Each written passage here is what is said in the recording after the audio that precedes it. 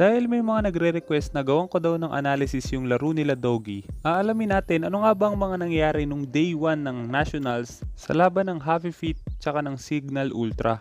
Pero bago tayo magsimula, every weekend meron akong giveaway. Kung gusto mong sumali, ang kailangan nyo lang gawin, i-like ang video na to, mag-subscribe, tapos i-share nyo ang video na to sa kahit anong social media platform. Then, i-screenshot nyo, tapos i-send nyo sa Master the Basic Facebook page. Ilagay nyo na rin yung ID number nyo tsaka in-game name. Kailangan kumpleto gaya ng nasa example kasi ito yung required. Tapos samahan nyo na rin ng hashtag JustMasterTheBasics. I-announce ko ang winner every weekend. Kaya dapat tapusin mo ang video na to. At kung hindi ka pa nakasubscribe, hit mo na yung subscribe pati na rin yung notification bell. Okay, let's go! Bago ko magsabi ng kahit ano sa laro na to, gusto ko malaman nyo muna na lahat ng sasabihin ko dito ay nakabase lang sa opinion ko at sa nalalaman ko sa laro. Ito yung unang analysis na gagawin ko sa tournament. Tandaan nyo guys, ibang iba ang laro ng solo game tsaka sa tournament. Pero ang pagkakapareho lang, lahat tayo nagkakamali. So kahit pro players yan, nagkakamali pa rin. Simulan muna natin sa picking. Mapapansin nyo, ang ban nila Doggy is Grak Akai. Ang ban ng Signal Ultra is Kaja tsaka Chu. May dahilan kung bakit Grak and Akai ang ban nila Doggy. Una, gusto talaga nilang kunin yung Hylos at ibigay sa kalaban yung Kufra. Magandang counter kasi sa Kufra yung Hylos kasi pwede siyang mag-ultimate para makaalis dun sa bouncing ball. Maganda yung first pick ng Signal Ultra dito yung X-Borg, pero tingin ko pwede silang pumili na ibang tank maliban kay Kufra. Sunod na pick nila Doggy dito is yung Selena tsaka Lolita. Napakaganda na ng lineup na to kasi napakaraming crowd control. Mapapansin nyo rin, hindi pinik nila Doggy yung Harit kahit open. Ibig sabihin dahil sa dami nga ng crowd control nila, okay lang nakunin ng kalaban yung Harit. Ito yung core heroes nila Doggy. Kung laging ma-open yung lineup na to, lagi itong ipipick nila Doggy. Pagtapos noon, pumili na sila ng marksman hero, tapos kumuha ng fighter sila Doggy, at kumuha ng support ang Signal Ultra. Sa lineup na to, malakas sa early game yung lineup ng Happy Feet. Pero kapag tumagal yung laban, mas malakas yung Signal Ultra. Mapapansin nyo rin na walang arrival yung Signal Ultra. So ibig sabihin, mas mahihirapan silang i-defend yung tower nila tsaka mag-back up. Ngayon, punta naman tayo sa laning. Mapapansin nyo nagsimula sa buff yung Harit. Yan yung dahilan kung bakit mas naunang nag-level 4 sa kanya yung Granger. I-skip ko na agad sa mga part na kailangan lang nating malaman. Ilalagay ko na lang sa description kung saan mo pwedeng mapanood yung full video ng laban nila. Punta naman natin ngayon yung bot lane. Kung mapapansin nyo, lamang na lamang yung Selena sa bot lane basta tumama yung arrow niya. Maliban doon, hindi basta-basta magagank yung Selena sa bot lane dahil sa mga abyssal trap niya. Napakaganda pa ng mga arrow ni Aaron. Isa talaga yan sa dahilan kung ba't sila nanalo sa series na to. Dito, mapapansin nyo, kahit na unang mag-engage yung Signal Ultra, hindi nila basta-basta tinutuloy kasi nga mahihirapan sila sa early game. Yun din yung dahilan kung bakit sobrang aggressive ng Happy Feet. Alam nila hindi lalaban agad yung Signal Ultra sa kanila. Kaya kung papansinin nyo yung minimap dito sa clip na to, mas nauuna nag-clear wave yung Granger kasi nga mas aggressive sila. Yan yung dahilan kung bakit hindi agad naka-back up yung Harit kasi kailangan niya pang i-clear yung mid bago siya makapag-back up. Maliban doon, wala ring arrival yung X-Borg so hindi rin siya makaka-backup sa top. Sunod dito, kukunin ng Granger yung buff ng Signal Ultra. Makikita nyo rin dito kung gaano ka-effective yung ultimate ng Hylos laban sa bouncing ball ng Kufra. Makikita nyo rin dito yung isang combo na ginawa ng Happy Feet kapag tinamaan ng Abyssal Arrow mag-ultimate yung Lolita. Ibig sabihin napakatagal ng stun na yun, hindi talaga makakagalaw yung tatamaan. Pagtapos ang teamfight na yon dahil lamang na sila Doggy, unti-unti na nilang kukunin yung mga objective. Dahil nga sa lamang sila sa lahat ng lanes, walang magawa yung Signal Ultra para pigilan sila. Isa-isang binasag ng Happy Feet lahat ng tower ng Signal Ultra hanggang sa nag-all mid na sila. Mapapansin nyo rin na wala pang nababasag sa kahit isang tower ng Happy Feet. Nung nabasag ng Happy Feet yung third tower ng Signal Ultra, napatay pa nila yung dalawang hero kaya tinapos na agad nila yung laban. Malaki yung naging epekto ng drop ng Happy Feet kaya maaga natapos yung laro na to. Ngayon punta naman tayo sa Game 2. At dahil nga nahirapan yung Signal Ultra sa Hylos, kailangan nilang i-ban yung Hylos sa game na to. Pareho pa rin naging ban ng Happy Feet, tapos pick pa rin ng Signal Ultra yung Kufra. Dahil nga maganda pa rin yung combo ng Selena Lolita, pinik pa rin yun ng Happy Feet. Pagtapos noon, kinuha ng Signal Ultra yung Granger tsaka yung Tams. Para naman makounter ng Happy Feet yun, kumuha na sila ng carry. Sunod, pagtapos mag-ban ulit, pinik ng Happy Feet yung Chu. Hindi ko gusto yung Chu pick dito dahil sa magiging last pick nila. Pinik ng Signal Ultra yung Franco tsaka Gusion. Tapos ang last pick ng Happy Feet is Ruby. Tingin ko kung plano ng Happy Feet na mag-Ruby, mas maganda kung kumuha sila ng fighter na mas magbibigay ng damage. Halimbawa si Badang, Lapu-Lapu o kaya naman Masha. Pagdating naman sa spell, kung mapapansin nyo, dalawa na yung arrival ng Signal Ultra. Malaking impact yan sa laro na to. Tapos walang retribution ng Happy Feet. Mamaya malalaman nyo kung anong advantage at disadvantage niyan. Ngayon, punta tayo sa laning. Pareho pa rin yung laning ng Happy Feet. At dahil may Franco, alam na ng Happy Feet na susubukan i-hook ng Franco yung buff para ma-delay yung Selena. At dahil may Gusion yung Signal Ultra, pipigilan din nila na makakuha ng buff yung Gusion na yon. Pero dahil nga wala silang retribution, hindi ganun kadaling agawin yung buff na yun sa Gusion. Dito, maganda yung gagawin ng Franco para i-hook yung Crab. Ito yung magiging dahilan kung bakit mapupunta pa sa Gusion yung Crab na to. Dito, nag-arrival yung Lolita sa bot lane para subukang patayin yung Granger. Hindi nila napatay dito yung Granger, tapos muntikan pang mapatay yung Chu. Namatay dito yung Lolita pero dahil dumating yung Carry tsaka Ruby, nakabawi sila ng kill. Ang problema, yung Chu paback na dapat, pero dahil bumalik pa siya sa lane, napatay pa siya ng Granger. Imbis na 2-for-1 yung trade, naging 2-for-2 patuloy. Pero ang kinaganda dito, pinasok ng top lane yung Selena. Hindi na nila napatay yung Selena, tapos napatay pa yung Franco. Napakaganda ng galaw ni Aaron doon. Dito, pumapesto na yung Happy Feet para kunin yung Turtle. Nung nag-ultimate na yung Gusion, ibig sabihin, pwede na silang mag-Turtle. Hindi na nag-contest ng Turtle yung Signal Ultra, pero ang plano nila dito is kunin na lang yung bottom tower. Hindi ko alam bakit nag-go yung Chu sa bot, kahit na alam niyang nandoon yung Kufra. Maliban doon, nakapag-rotate na rin yung Gusion doon kasi nga plano na nilang basagin. Kung papansinin nyo naman yung mid lane, tingin ko tinamaan ng arrow yung Tamus tapos na hook flicker ng Ruby.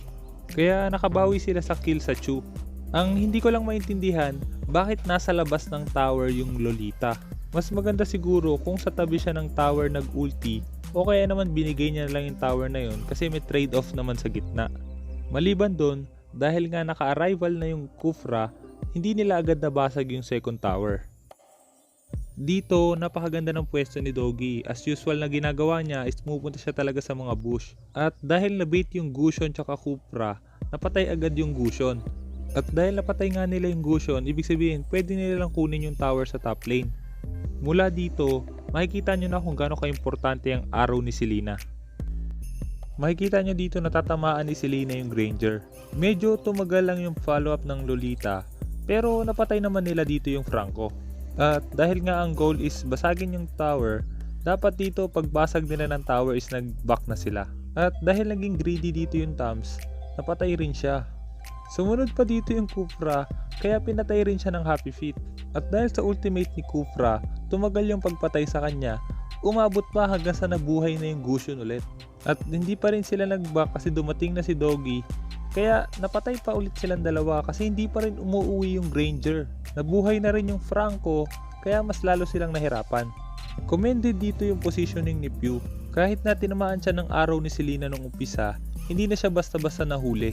Namatay lahat ng members ng Happy Feet dito at 2 beses namatay yung Gusion. Pero dikit na dikit pa rin yung laban. Dito makikita nyo na naman yung arrow ni Selena. At dahil nga tumama yung arrow ni Selena, sure na makukuha na naman nila yung isa. At dahil nga nakuha nila yung isa, ibig sabihin pwede na naman sila kumuha ng objective. Kukunin naman nila dito yung turtle agad.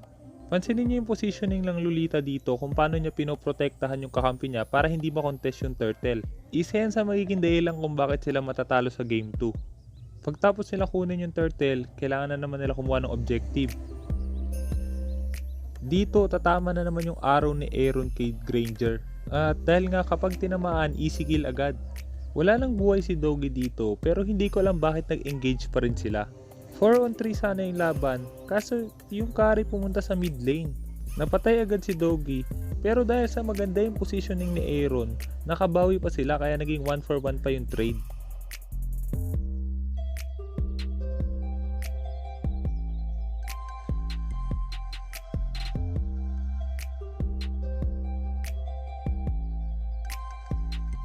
At dahil nag-rotate pa bot lane yung carry, ibig sabihin pwede nilang basagin yung bot lane. Dito nagsimula yung lamang nila Doggy. Kung natuloy-tuloy lang nila yung gantong pace, sana nanalo sila sa laro na to. Dito, another arrow na naman yung tatama mula kay Aaron. Plus, napakagandang hook galing kay Doggy. Tapos nag-arrival pa si Chu. Kaya tatlo yung napatay nila. Pero tingin ko dapat buhay yung Gusion dito kung hindi na siya nag-in ulit. Maliban doon, nag-i-split push din yung Tams. At dahil nga naubos yung tatlo, ibig sabihin kaya na nilang kunin yung mid tower. Pero dahil nga may arrival na sila, hindi na ganun kadali nabasag yung tower. Pero pansinin niyo yung Lolita, dire-diretso siya sa base ng kalaban. Hindi ko sigurado kung naglag ba siya or plano niya talagang pumunta doon. Maliban doon, nauntog pa siya, kaya napatay siya ng Granger. Dito nagsimula yung throne ng Happy Feet. Kung hindi sana namatay yung Lolita, hindi sila makokontest sa Lord. Pansinin nyo na naman yung another arrival ng Kupra sa top. Dahil nga na-pressure sila kung saan sila tatakbo, nakuha nila yung Lord pero namatay silang lahat kaya naku-wipe out pa yung Signal Ultra. Nakuha nga nila yung Lord pero naubos sila. Pero kahit ganun, lamang pa rin naman ang Happy Feet. Lamang sila sa gold tsaka sa objective. Dito, hindi ko sigurado kung tama ba or mali yung desisyon ng Lolita. Hindi ko alam bakit lumabas siya sa range ng tower tapos nagpapatay siya sa kalaban. Gaya nga na sinabi ko kanina, mas maganda kung nag-ulti na lang siya sa loob ng tower o kaya ibigay niya na lang yung tower na yon. Kung sakali magpapatay siya, mas maganda kung sa loob siya ng tower magpapatay para in case na dumating yung kakampi niya, mapatay pa nila. Pero may possibility pa rin na hindi siya targetin ng kalaban at kunin na lang yung tower kaya hindi ko talaga masabi kung tama or mali yung desisyon niya. At dahil nga second tower sa bottom lane na lang ang natitira sa Signal Ultra, kailangan nang basagin ng Happy Feet yon. Ang problema nga lang, bago mabasag yung tower, nahook si Doggy ng Franco. Ito pa lang yung unang teamfight na mas naunang nag-engage yung Signal Ultra kaysa sa Happy Feet. Isa pa, kulang yung Happy Feet dito kasi nasa mid lane yung Chu. Napatay ni Chu yung Granger tapos susubukan niyang basagin yung tower. Hindi sana mababasag yung tower na yon kung tama yung arrival ni Tams. Ang problema nga lang, sa minion niya napindot yung arrival niya. At dahil sa teamfight na yon, na-wipe out na naman ang Happy Feet. Nung nabuhay na naman ang Happy Feet, isang magandang arrow na naman ang nagawa ni Aaron. 2-for-1 ang naging trade sa teamfight na to. Namatay yung dalawang tank ng Signal Ultra. Maliban doon, nasa bottom lane yung Tams. Mas maganda sana, nung nakuha na nila yung dalawang hero, nag-lord na lang sila. Naging mas aggressive pa sila dito pero kapalit nun, napatay yung Gusion tsaka yung carry. Hindi ko alam bakit masyadong maaga nag-TP yung Chu sa bot lane. Tingin ko mas maganda kung tinuloy nila yung Lord kahit na Selena tsaka Chu lang kasi naka full burst damage yung Chu. Tapos may Lolita na pwedeng mag-tank o kaya magbigay ng vision. Isa pang mali ni Chu, nag-TP na nga siya sa bot lane, napatay pa siya ng Tams. Tapos nabasag pa yung tower nila. Yun yung dahilan kung bakit nakadikit pa yung Signal Ultra. Isa pa, hindi ko talaga gusto yung full burst damage build ng Chu. Mas maganda kahit pa paano meron siyang defensive item. Gaya ng ginawa ng Tams, meron siyang defensive item. Pagtapos nun, nung nag-respawn na yung Lord, kailangan nilang mag-contest kung sinong dapat kumuha sa Lord. Pansinin niyo yung positioning ng Gusion dito. Napakaganda ng pwesto ni Disanya tapos lumapit pa yung carry sa kanya. Hindi ko lang alam bakit ultimate yung una niyang pinindot na skill.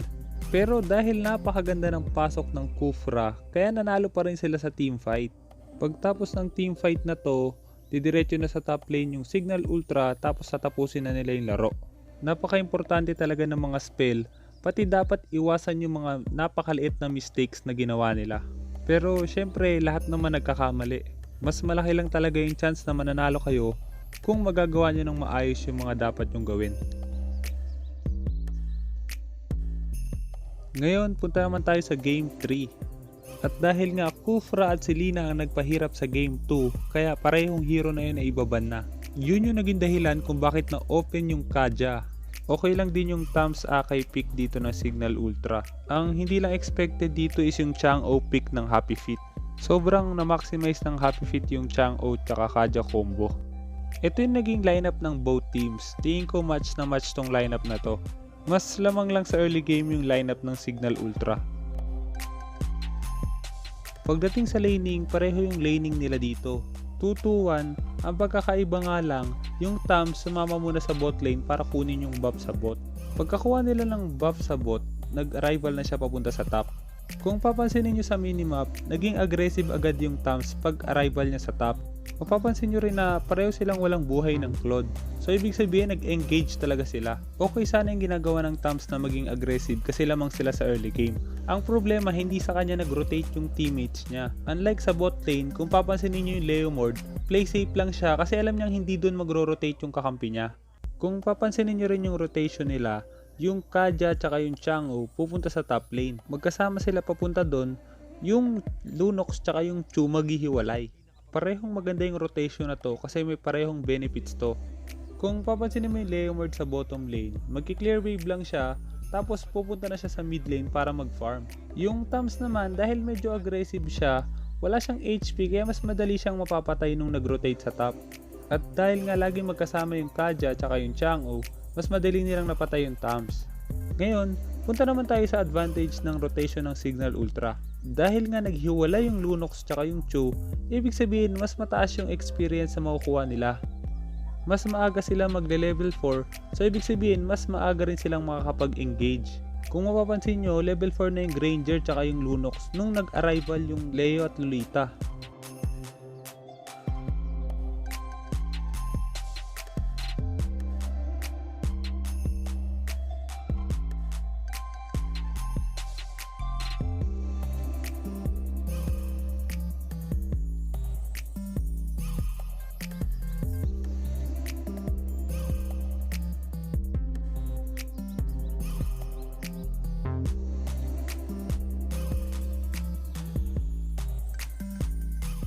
4-4-2 yung trade nung teamfight ngayon, so ibig sabihin pabor yun sa Signal Ultra. Dito habang nagche-check ng bush si Doggy, hindi ko alam bakit nag-ultimate agad yung Chu.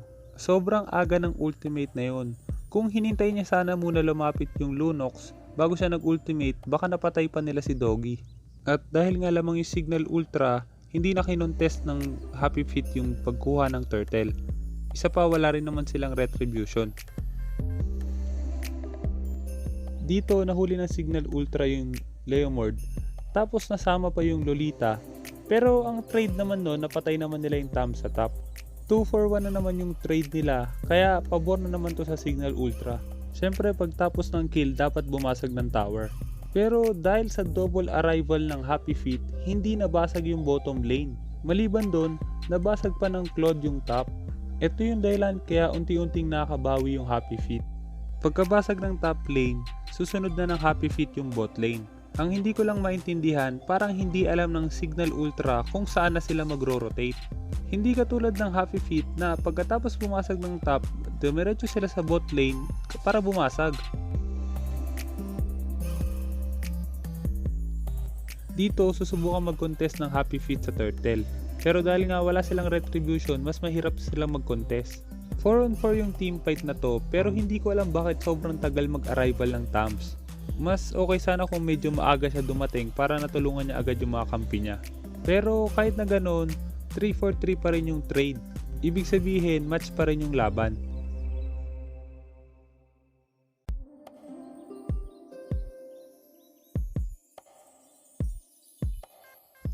Dito aagawin ni Pew yung jungle buff ng Chang'o.